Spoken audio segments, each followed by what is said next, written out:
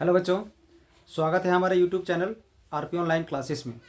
मैं आरपी यादव आज का इस क्लास में आप लोग के लिए लेकर के आए हैं 12th क्लास केमिस्ट्री का एक मॉडल सेट जो 2025 में झारखंड बोर्ड के द्वारा जारी की गई है।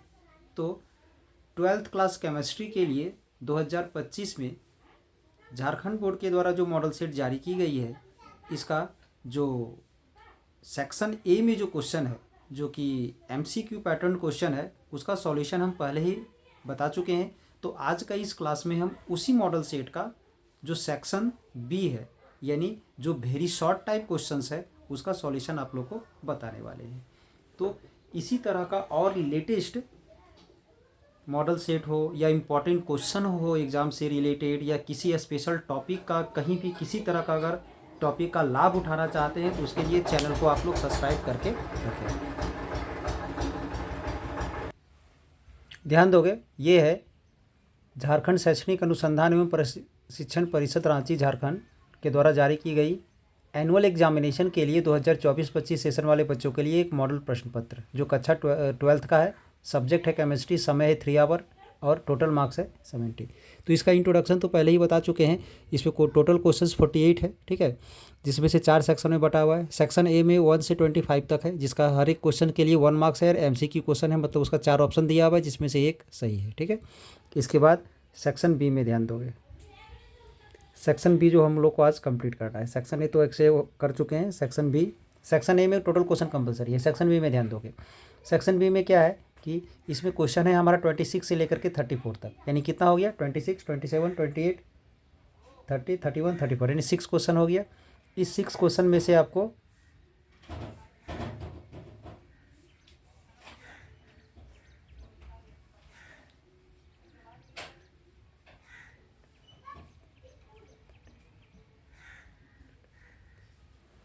यस, यानी इसमें 9 क्वेश्चन है, ठीक है। 9 क्वेश्चन है, जिसमें से 9 क्वेश्चन में से आपको किसी 7 क्वेश्चन का जवाब देना है, ठीक है। तो चलिए इस क्वेश्चन को हम लोग सॉल्व करते हैं। ध्यान दोगे, इसमें सबसे पहला क्वेश्चन क्या है, तो डिफाइन मोलालिटी, ठीक है। तो मोलालिटी को डिफाइन करने के लिए सबसे पहले आप लोग ध्यान में दोगे कि एक सॉल्यूशन कैसे तैयार होता है। तो सॉल्यूशन में एक सॉल्वेंट होता है और एक सॉल्यूट होता है। तो सॉल्यूट के 1 kg में, सॉल्यूट के 1 kg में, sorry solvent solvent solvent solvent के 1 kg में सॉल्यूट का जो नंबर ऑफ ग्राम मोल्स जो घुला रहता है ना, उसी को हम लोग क्या बोलते हैं, तो मोलालिटी कहते हैं। सबसे पहले हम लोग यहाँ पर मोलालिटी देखते हैं। मोलालिटी, जिसे हम लोग स्मॉल m से रिप्रेजेंट करते हैं। अगर इसका फॉर्मूला आप लोग को अगर ध्यान में है तो डिफिनेशन लिखने में कोई प्रॉब्लम नहीं होगी। इसका होता ये है, number of gram moles of solute, number of gram moles of solute divided by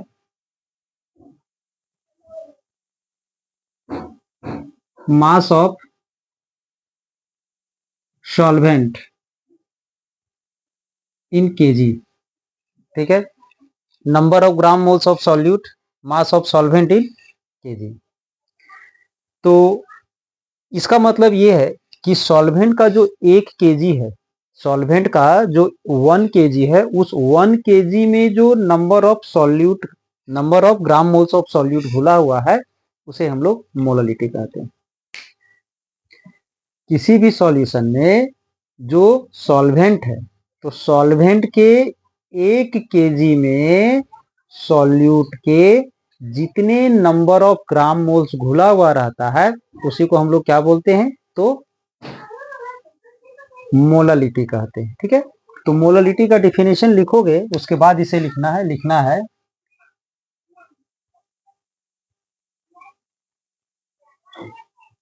number of gram moles, number of gram moles of solute dissolved in 1 kg of solvent is called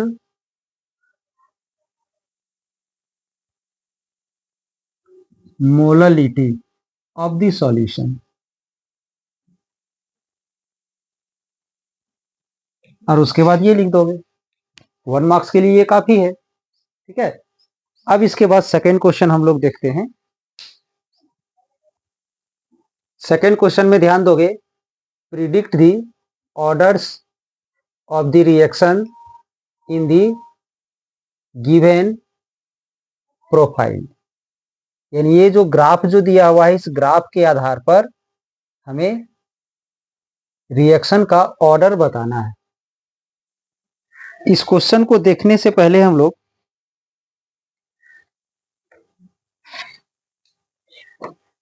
कुछ graph को समझ लेते हैं। ध्यान दोगे, ये है एक ग्राफ। इधर हम ले लेते हैं आर नॉट। आर नॉट के जहां पर ऐसे ए नॉट भी हो सकता है, ये इनिशियल कंसंट्रेशन को रिप्रेजेंट कर रहा है। ठीक है, अब इस तरफ हम ले लेते हैं टी हाफ। ठीक है, ये एक और ग्राफ हम लेते हैं यहां सेम चीज में।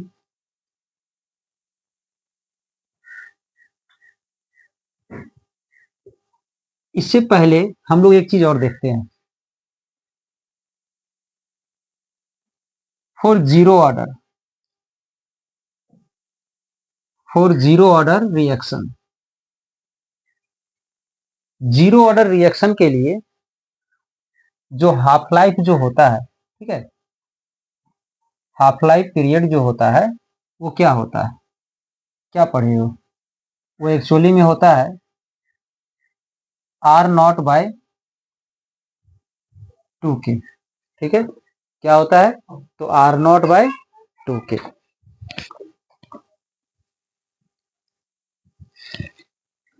और इसके बाद फॉर फर्स्ट ऑर्डर रिएक्शन,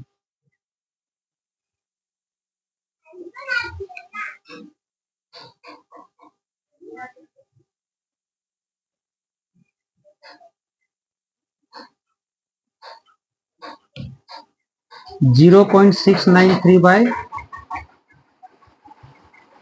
के होता है। अब ध्यान दोगे कि आखिर ये रिएक्शन हमें क्या बताता है। अगर इसमें आप लोग ऐसे भी पढ़े होगे, कोई दिक्कत नहीं है, जहां पर आर नॉट है वहां पर ए नॉट, उससे कोई दिक्कत नहीं। ठीक है, सब मानने की बात है। यहाँ पर initial concentration of the reactants को ए नॉट माना गया है, यहाँ पर आर नॉट माना गया है। ठीक है, अब ये जो है हमारा फॉर्मूला, ध्यान दोगे, ये ध्यान से देखना है। इसमें जो हाफ लाइफ पीरियड है ये एक कांस्टेंट है, ये कभी चेंज नहीं होगा। ठीक है, और इसमें ध्यान दोगे, ये जो टी हाफ जो है ना, ये कांस्टेंट है, बट यहाँ पर ए नॉट है। मतलब ये जो टी हाफ है इसका डायरेक्टली प्रोपोर्शनल है। यानी हम लोग ऐसा यहां लिख सकते हैं, T half is the directly proportional to A naught, ऐसा लिख सकते हैं। और जब दो चीज डायरेक्टली प्रोपोर्शनल हो तो उसका ग्राफ हमारा इस प्रकार से जाएगा, ऐसा। ठीक है, यानी अगर इनिशियल कंसंट्रेशन और हाफ लाइफ पीरियड में ऐसा ग्राफ ड्रॉ किया गया है, ऐसा प्लॉट किया गया है, तो ये हमें किसे रिप्रेजेंट कर रहा है? तो ये हमें जीरो ऑर्डर रिएक्शन को रिप्रेजेंट कर रहा है। किसे? जीरो ऑर्डर रिएक्शन को रिप्रेजेंट कर रहा है। ठीक है, ये जीरो ऑर्डर रिएक्शन को रिप्रेजेंट कर रहा है, मतलब ये जीरो ऑर्डर रिएक्शन के लिए हो गया। अब इसमें टी हाफ तो कांस्टेंट है, इसका मतलब है कि टी हाफ का वैल्यू कभी भी चेंज नहीं होगा। भले हमारा कंसंट्रेशन घट जाए, बढ़ जाए, कुछ भी हो जाए, बट टी हाफ का वैल्यू कभी भी चेंज नहीं होगा। यानी अगर उसका टी हाफ अगर कुछ होगा तो टी हाफ, अभी टी हाफ यहाँ है तो कुछ देर के बाद टी हाफ ऐसा ही होगा। मतलब इस प्रकार से ग्राफ रहेगा। यहाँ भी टी हाफ, हर जगह टी हाफ का वैल्यू सेम है। तो ये किसे रिप्रेजेंट कर रहा है? ये फर्स्ट ऑर्डर को रिप्रेजेंट कर रहा है। क्लियर? तो इसके अनुसार जो हमारा क्वेश्चन जो दिया गया है वो किसे रिप्रेजेंट कर रहा है? क्वेश्चन नंबर 27 में क्वेश्चन पूछा गया था, predict the order of the reaction in the given profile. तो आंसर क्या लिखोगे? आंसर लिखोगे फर्स्ट ऑर्डर। बस इतना ही लिखना है, सिर्फ क्या लिखोगे? First order. बस एक लाइन में लिखना है फर्स्ट ऑर्डर।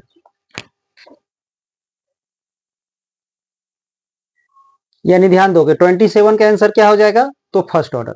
ठीक है, इसके बाद 28 में क्या है, सो ध्यान दोगे 28 में है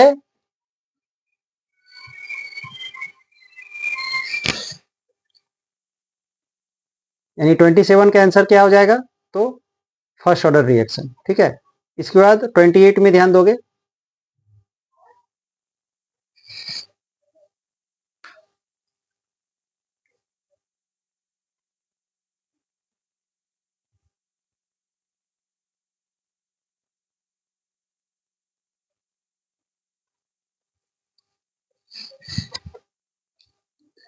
क्वेश्चन है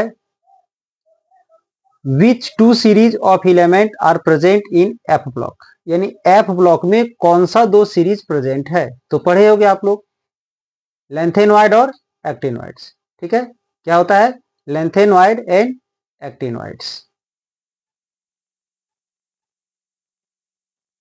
नेक्स्ट क्वेश्चन है question number 29, what type of isomerism is shown by the complex. तो ये आप लोग पढ़े होगे कोऑर्डिनेशन कंपाउंड में जब दो अलग अलग कोष्ठक रहता है,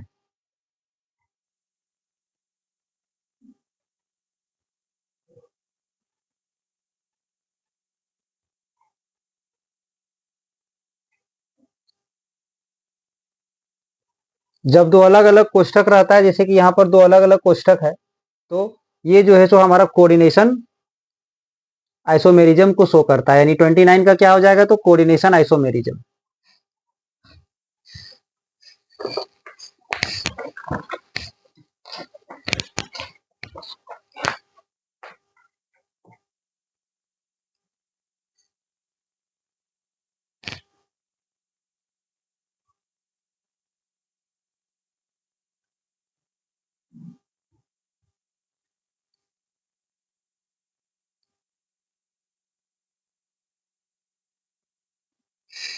इसका नेक्स्ट क्वेश्चन है write the name of the reaction in which alkyl iodides are prepared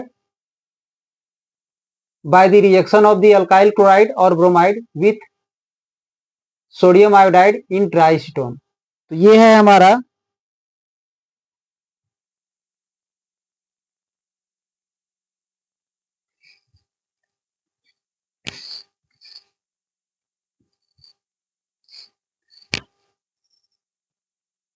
तो अल्काइल क्लोराइड और अल्काइल ब्रोमाइड से अल्काइल आयोडाइड जो हम लोग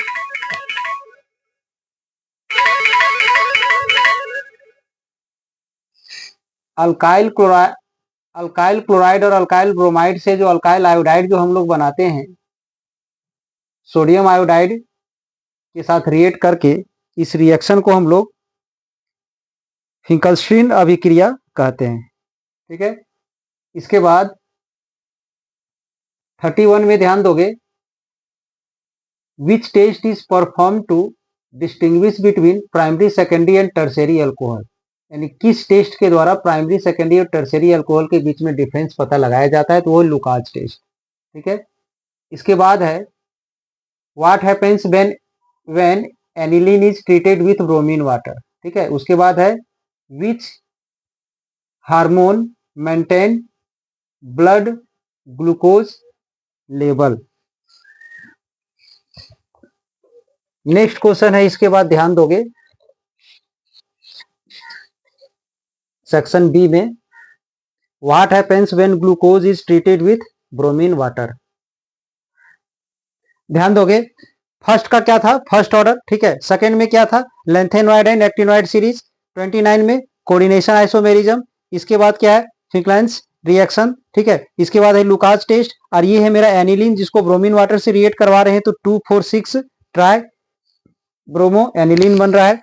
इसके बाद 36 में है hormones glucagon and insulin work together the maintain blood glucose level. उसके बाद 34 में क्या है ध्यान दोगे when glucose reacts with bromine water then it undergoes oxidation reaction to form gluconic acid, जिसका रिएक्शन आपको यहां पर दिख रहा होगा।